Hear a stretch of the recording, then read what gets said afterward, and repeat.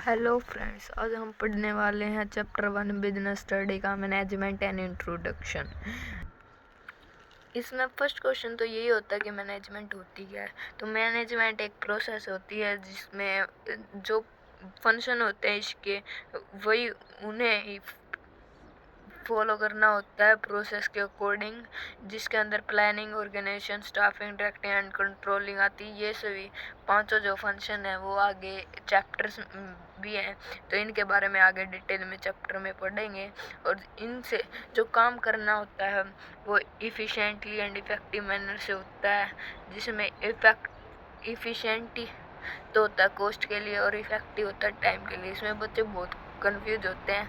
तो जो efficient word है इसके अंदर यहाँ पे सी है, यहाँ सी का मतलब ये है कि यहाँ पे कॉस्ट के लिए, और इफ़ेक्टिव में डी मीन्स टाइम के लिए। तो इससे याद रखने में आसानी होती है। मैंने आपके लिए एक डिफरेंस भी लिखा है जिससे आपको याद करने में आसानी होगी। तो फर्स्ट है मीनिंग।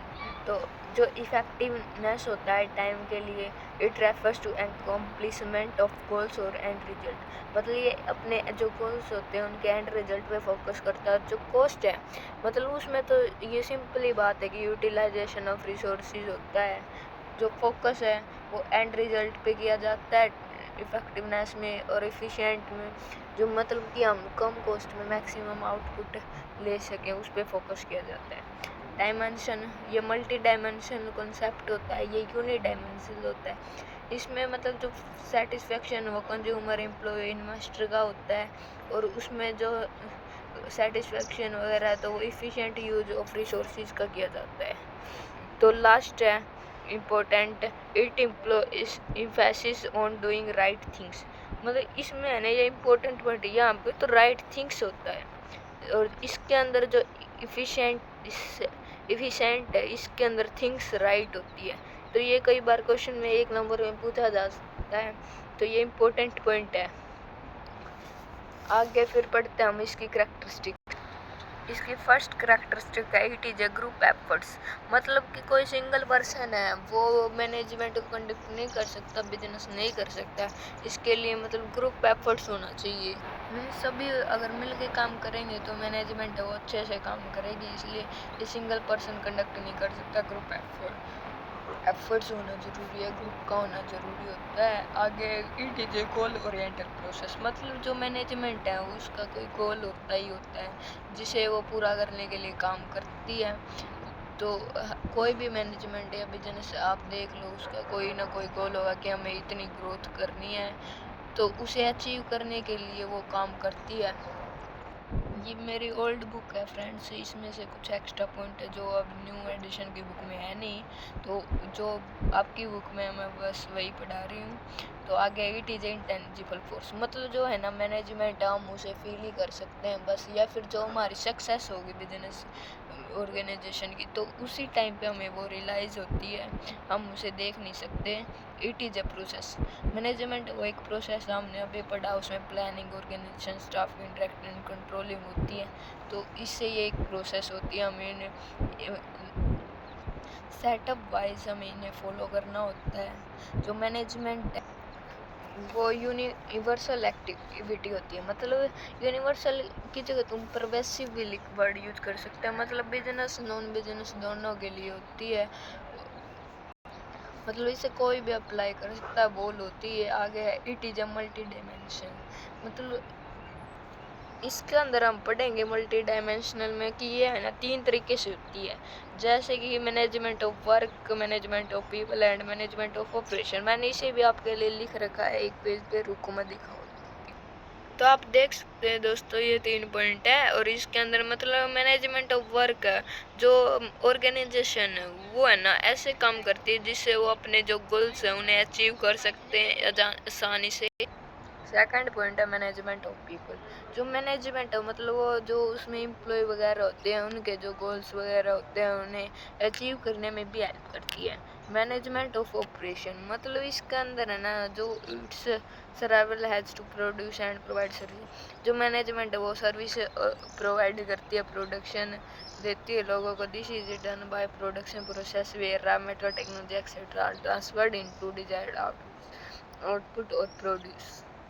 नेक्स्ट पॉइंट है it is a dynamic system मतलब जो है ना मैनेजमेंट है वो चेंज होती रहती है सिचुएशन टू सिचुएशन। वो मतलब फ्लेक्सिबल होती है, उसे आप फिक्स करके नहीं रख सकते। कोई भी ना टेक्निकल चेंज हुए या फिर सीजनल चेंज होते रहते हैं तो वो फ्लेक्सिबल होती परिवर्तनशील मैनेजमेंट।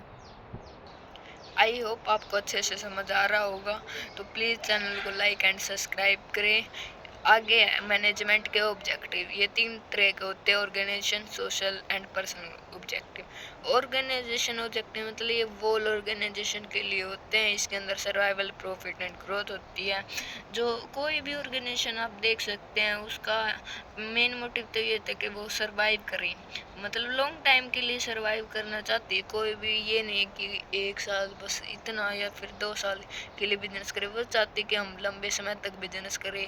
तो ये उसके लिए एफिशिएंट है, मतलब ज़रूरी है ऑर्गेनाइजेशन के लिए। सेकंड प्रॉफिट मतलब वो इतना प्रॉफिट तो कमाना चाहती है कि जितना उन्होंने खर्च किया उतना तो वो वापस ले ही रखे। सफिशिएंट रिवेन्यू को वो कवर करना चाहते हैं।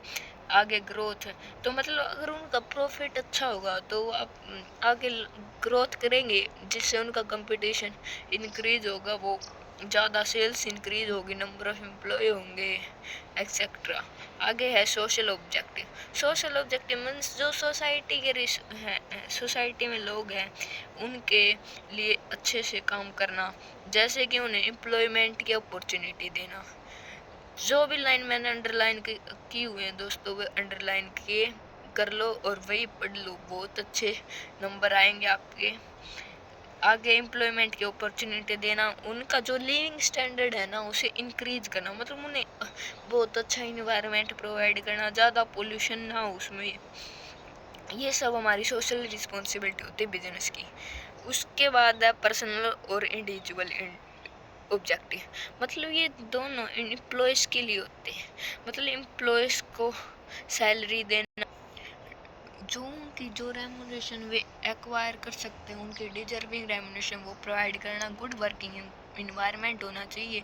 उन्हें जो अपने शेयर है का प्रॉफिट है उसमें उन्हें हिस्सा देना। टू प्रोवाइड हेल्थ एटमोसफियर, मान लो किसी बिजनेस की कंपनी है कोई, उसमें किसी वर्कर को चोट वगैरह लग गई तो उसे है ना हमें उसके जो भी ट्रीटमेंट का खर्चा है उसे वो प्रोवाइड करना बिजनेस को। तो ये सब पर्सनल इंडिविजुअल ऑब्जेक्टिव में अंदर आते हैं।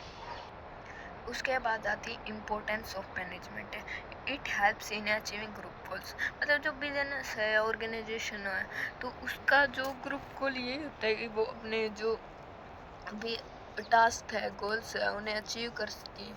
तो बिजनेस है जो मैनेजर है वो हमें गाइड करेगा जो भी ऑर्गेनाइजेशन के गोल है उन्हें अचीव करने में। सेकंड है मैनेजमेंट इंक्रीज एफिशिएंसी, जो अभी हमारे रिसोर्सेज हैं हम उनका फुली यूटिलाइजेशन कैसे करें ये हमें मैनेजमेंट बताती है, जिससे हम उनका एफिशिएंसी है वो इंक्रीज होगी। Management creates a dynamic organisation, management अभी हमने ये उसके करेक्टरिस्टिक में भी पढ़ा कि वो फ्लेक्सिबल होती है, वो टाइम टू टाइम चेंज होती है, कभी टेक्निकल चेंज होता है, कोई टेक्नोलॉजी चेंज हो गई, वो फ्लेक्सिबल होती है।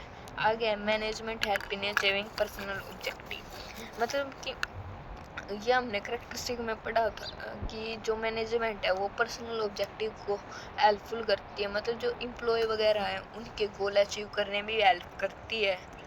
लास्ट है fifth, management helps in the development of society, जो मैनेजमेंट डेवलपमेंट ऑफ सोसाइटी में हेल्पफुल होती है, उन्हें सफिशेंट अपॉर्चुनिटी प्रोवाइड करती है एम्प्लॉयमेंट की, उन्हें जो भी इन्वायरमेंट है वो अच्छा प्रोवाइड करती है जिसमें पोल्यूशन वगैरह नहीं हो, और उन्हें बेस्ट क्वालिटी के गुड्स एंड सर्विसेज प्रोवाइड करती है, और जो लिविंग स्टैंडर्ड है सोसाइटी का वो भी इंक्रीज करती है।